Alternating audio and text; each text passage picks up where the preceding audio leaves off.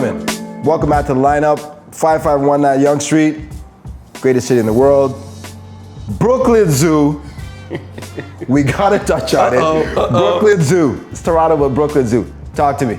Well, I'm just surprised that a situation that was kind of like one of the marquee franchises up and coming in the Eastern Conference has just completely turned on a 180 on us. Kyrie Irving, Kevin Durant, they leave situations that were winning and they go to an upstart franchise that has no reputation of winning to kind of build a new culture, and it all goes south.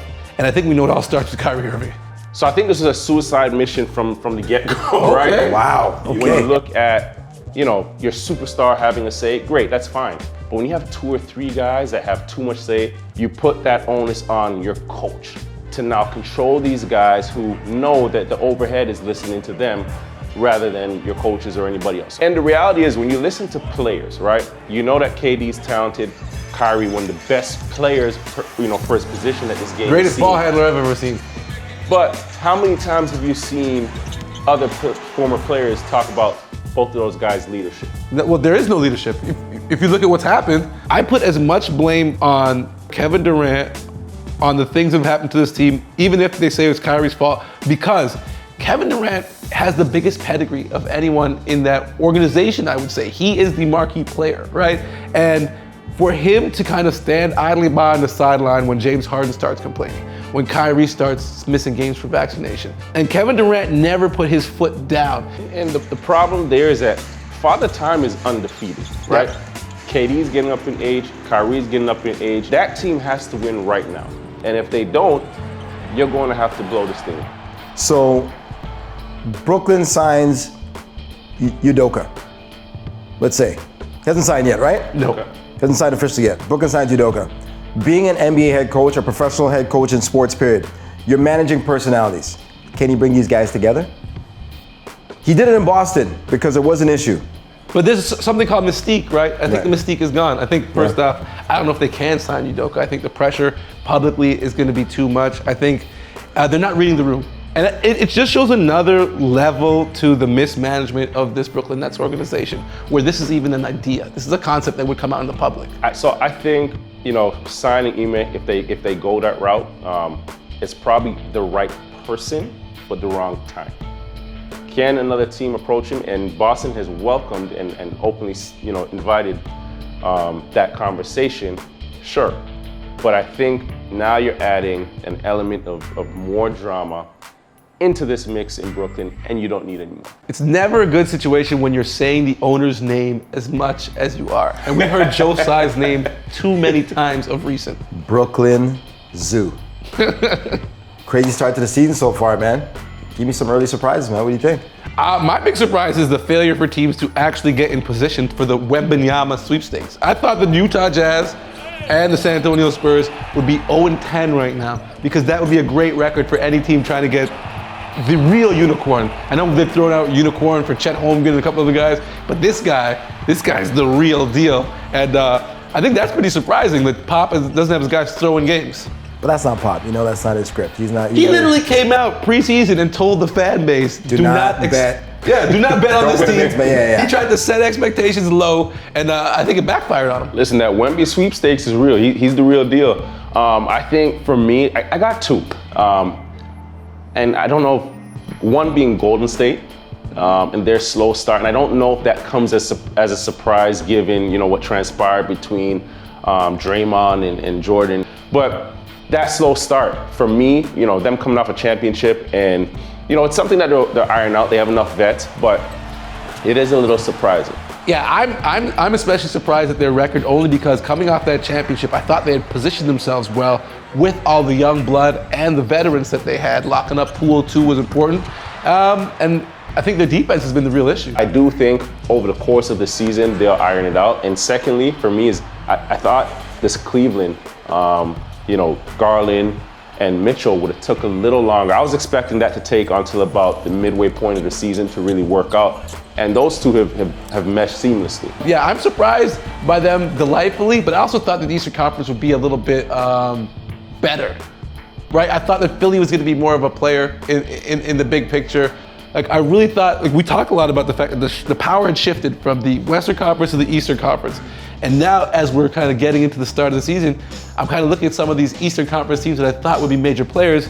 Atlanta, I don't buy it. Everyone, I'm not high on Atlanta either. I'm not, because I think for you to win, you have to have versatility, and you need to be diverse in the way that you put the ball in the hole. Giving that ball to Trae Young and tell him to go pick and roll with Clint Capella for 82 games and then roll into playoff, it's not going to work when teams are start to scout you and really, and we've seen what the Raptors did to them, right? But when teams are really set a game plan for that, you have to have other ways of putting that ball in the hole, or you have to be a really good defensive team to support that. And I don't think they have either. First of all, I gotta call you guys out. You guys are calling Jordan Poole's name without saying Poole, like you guys got him on the text. Like, Jordan, Jordan. Listen. Jordan Poole's a big time player now after that moment. I know, but you guys are saying Jordan. There's only one Jordan. You guys saying Jordan, they got him on the text, okay, right? All right, No disrespect. You got it. And the thing is, Golden State, the locker room no longer smells like champagne. No. Remember Steph Curry saying locker room smell like It champagne? smells like rubbing alcohol. Definitely. Klay Thompson is not the same guy he was, and I don't think he's going back to what he was. Everybody keeps saying, oh, you'll be fine, you'll bounce back. He's in his 30s now, man, his early 30s. He's not 19 anymore, man. Yeah, I'm not too concerned with what's happening, at the front end of the season. It's not how you start, it's how you finish. It's how you finish. And the fact still remains, they have winners on that team, proven winners, right? There's a winning culture, there's a winning acumen there. And I lean on that, right? Fellas, thanks for coming through. Ain't nobody getting our haircuts today, man. We're just here to talk ball, that's it.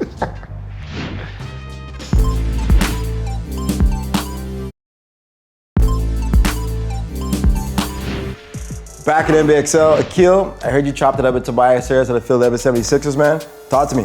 All right, man. I was speaking with the enemy, of course. Everyone knows this summer the big project for basketball fans on the screen was Hustle. So I wanted to catch up with him, talk about his experience, see if he was going to do something else with the screen, and also I wanted to get some financial advice from the kid. Basketball fans, here with one of the stars of this summer's biggest basketball movie, Hustle, along with Adam Sandler and your boy Bo Cruz of the Toronto Raptors. This is Tobias Harris. Tobias, first and foremost, do you have any aspirations to be chasing Hollywood? Man, I don't know. It was a fun experience to be a part of the movie. I've been in a few commercials with Bobby as well, so maybe if opportunities are presented, it's definitely a great experience and super fun to be a part of, so I definitely wouldn't oppose it. You haven't openly optioned any productions or taken on any acting coaches? No, not yet, but if more opportunities are presented, that's something I definitely would do, to just tone up on some of my skills there and see where I can learn. I definitely have told Bobby as well that he should take those type of opportunities to hire an acting coach and whatnot. Is there any truth to the rumor that Bobby is the one who actually got you in the movie? Yeah, there is, yeah. So I think when he was out there filming, he had a talk with Adam and said, hey, Tobias would be a great addition to this movie. We're best friends, so we always look out for each other. When we do different commercials and things like that, if one guy gets the call first, it's always, hey, I would love to do this with my friend, either me or Bobby. He did look out for me in that regard, and that was exciting to hear as well. So, I owe him a little bit for that. Corner Trae, ball fake, dribble move to Tobias. Underhand scoop is good. What a play by Harris.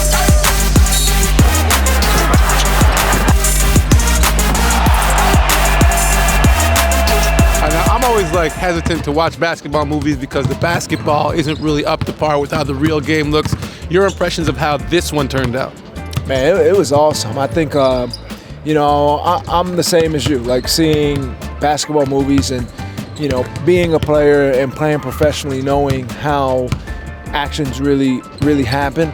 But when we were on set shooting, even the one-on-one with me and Juancho and the pickup games that they had, those were real actions out there. We were playing one-on-one in the park, and he bumped me a couple times. I was like, yo, but then I was like, oh nah, this is gonna be a little real here, right? We're gonna actually go at it so we can make it look like a real production and a real one-on-one game. So it was real competitive, the pickup games.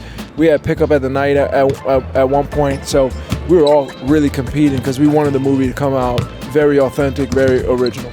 Now, your boy Juancho's actually here with the Toronto Raptors in town. Have you had a chance to reconnect with him? Yeah, I saw him before the game, so it's good to see him be a part of a good organization here in Toronto. Such a great dude, hard worker. It's great to see him and to see him in a good good situation. Another one of your co-stars that frequents Toronto, Adam Sandler, was seen all across Toronto this summer playing pickup with all sorts of people. How familiar were you with his work, and did you have a favorite Adam Sandler film? Man, I mean, just being part of the film with him was amazing. And then really just seeing how hard he works in his craft. But I really like The Longest Yard. That was one of the films that he had as a kid I watched all the time. But to see how much hard work he puts into it, to see his determination to make a great film, and then also to see how he's able to make everybody feel comfortable of being a part of something so special. That was what I truly admired the most about him. Just an amazing human, and really never lets any of the success get to his head. I had my little cousins there, and he embraced them like they were his own, and I'm forever grateful for that. Another side to you is you've worked with the NBA PA to help start up businesses and different initiatives. What kind of appealed to you there? What was like the thinking behind getting into the business side and helping other people start their own? Just being a part of something special, doing something that's important to impact lives. And I think with the NBA, one of the great things is supporting a lot of minority businesses and businesses that don't get that added attention or added support, and businesses that work their tail off to do well and progress. So being a part of that has been special for me, and something that after basketball I will take with me as well in different adventures that I'm into. All right, so I'm looking for some business advice. What kind of sectors are you getting into? What are you leaning towards? Man, I'm in a lot of sectors. Obviously, VC, trying to find some great startup companies to be a part of. I'm in the crypto space as well, the franchise space. So, anything that interests me, sparks me, I always try to read up on and kind of dive into a lot of those sectors and just figure out ways that I can, have a seat at the table. That's always the biggest thing for me, is building off of connections and seeing where things can lead. Thank you, Tobias. Thank you.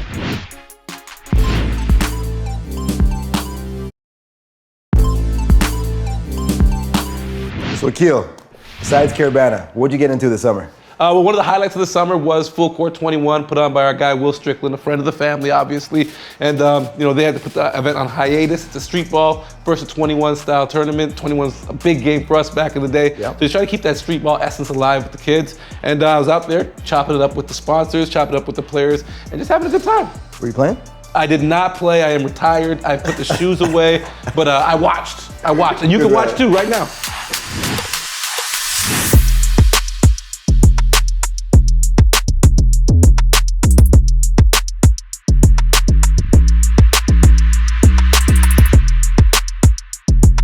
Basketball fans, if you're real basketball fans, you've probably invented your own way to play the game. Well, the game's continuing to evolve, whether it's the NBA, whether it's the Big Three. Now we got Full Court 21. You played 21 before, but potentially not like this. My guy Will Strickland and his team, including Bobito Garcia, have envisioned a brand new way of playing the game with lots of competition. And guess what? You're gonna learn all about it, as this is the weekend where they crown their champion. We're going inside Real Sports Bar and Grill, and we're gonna meet up with the competitors. Let's go.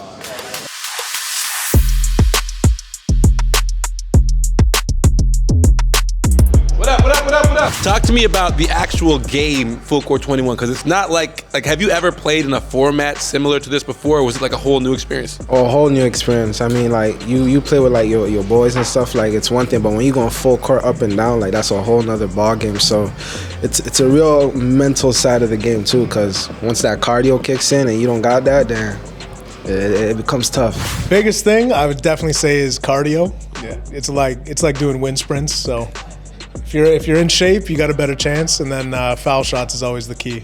Grew up playing 21, right? Only you ever did half court, cleared at the 3, go back to it. Never really got too tired. Yeah. But go full court, it's gassed. Got gassed, but I was used to it. Did a lot of running growing up. Grandma was always on my head about being active, so yeah. So shout out Grandma. Okay. Shout out Grandma one time.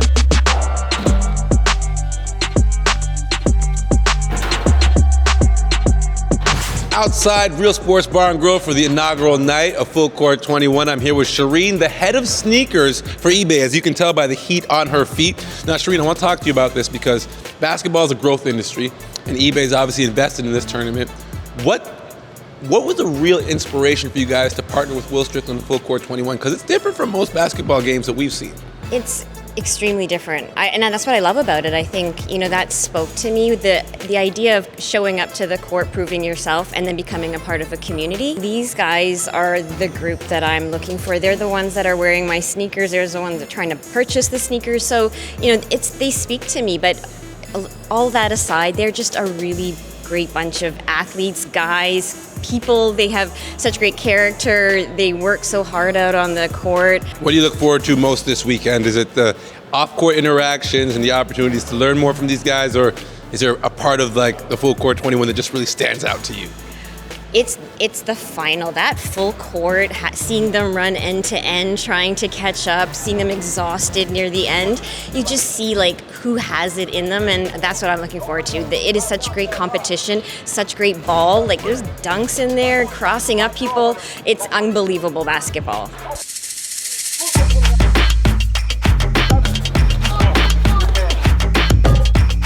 I'm here with the big man, Will Strickland, of course, running the event here in Canada. Will, first off, for those who don't know, don't understand, explain to us exactly what is Full Court 21. It's the world's most unique tournament, okay?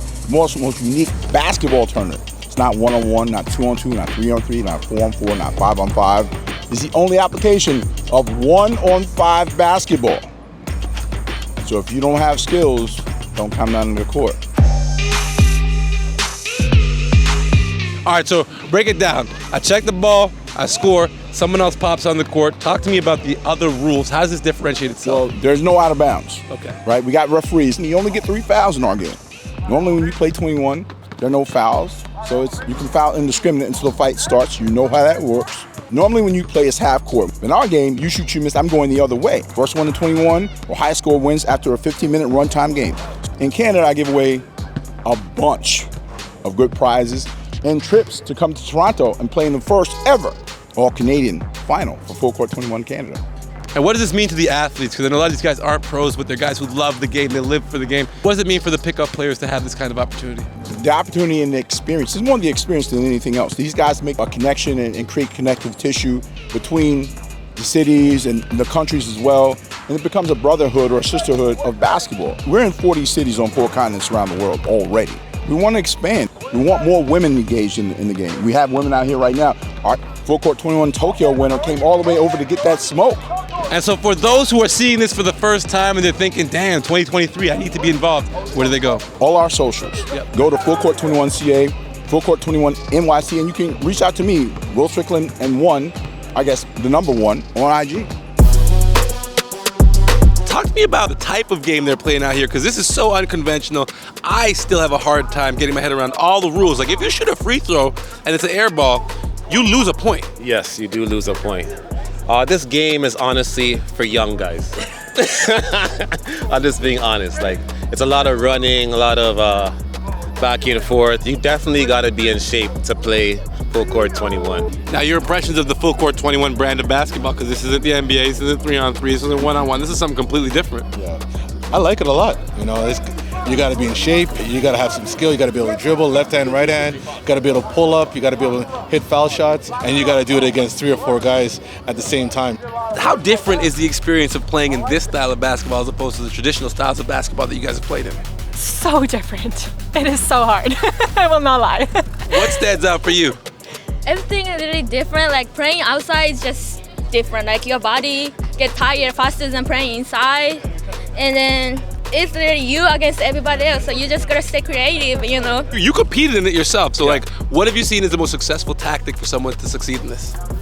You gotta know when to push and when not to push. You kinda gotta just lay back and know when to play defense, when not to play defense. That's gonna be hard for you because you don't play no defense. Wow. You got me. I played with you for years. I know.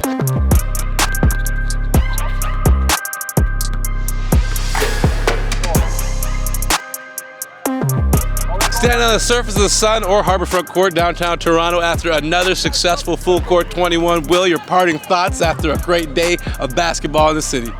I'm just so glad that we were able to host something like this for the city, for the country, for Full Court 21. It's the most unique basketball tournament on the planet.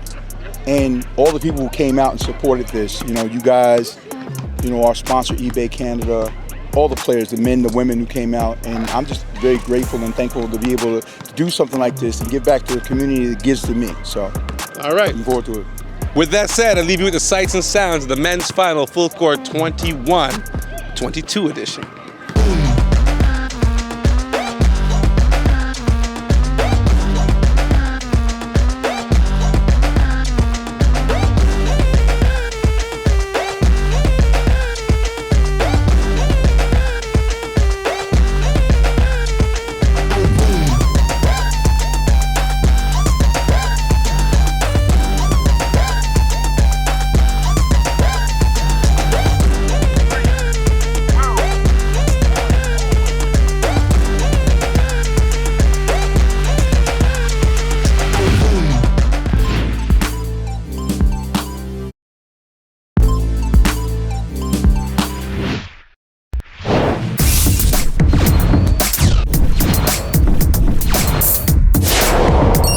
Hi, and welcome to The Drop, the lifestyle sneaker show that gets you caught up on all the good stuff out now and coming soon. I'm your host, Joe, aka Joe's New Black. New season, new kicks. Let's go. The most iconic colorway in the Nike Air Max 97 returns in the classic OG metallic silver. Yes, the shoes, otherwise known as silver bullets, named after Japanese bullet trains, feature a visible full Air Max unit for cushioning and an upper made of mesh with reflective detailing. Also making a return is the original Adidas Crazy Ones. Yes, a pair many know as Kobe's signature shoe from way back in 2000. It features a unique sculptural upper inspired by the Audi TT Roadster and an injected EVA midsole with torsion system cushioning. Eastside Golf and Jordan brand are set to drop this special edition of the Air Jordan 1 Low. It features an all-over midnight navy nubuck upper, a red-colored stone-patterned outsole, and Eastside Golf branding on the tongue and heel. Oh, it's definitely throwback season. Nike is set to bring back the Terminator High. Yes, the silhouette, which first debuted in 1985, makes its return featuring a crisp leather upper, retro swoosh branding on the heel, all in a Georgetown-inspired colorway. Clot and Converse team up on the special Panda Edition Chuck 70 Highs. The high-top sneaker features a faux fur white upper, contrasting black emblem and tongue, and a panda paw graphic on the outsole. And finally, the most anticipated release of 2022 has got to be these special lost and found Air Jordan 1 Highs. The shoe features an OG Chicago color scheme and vintage details, including a cracked leather collar, yellow midsole, and dusty outsole. Hello. And that's it for this week's episode. So many kicks, so little time. We'll see you next time with more good stuff on The Drop. Thanks for watching.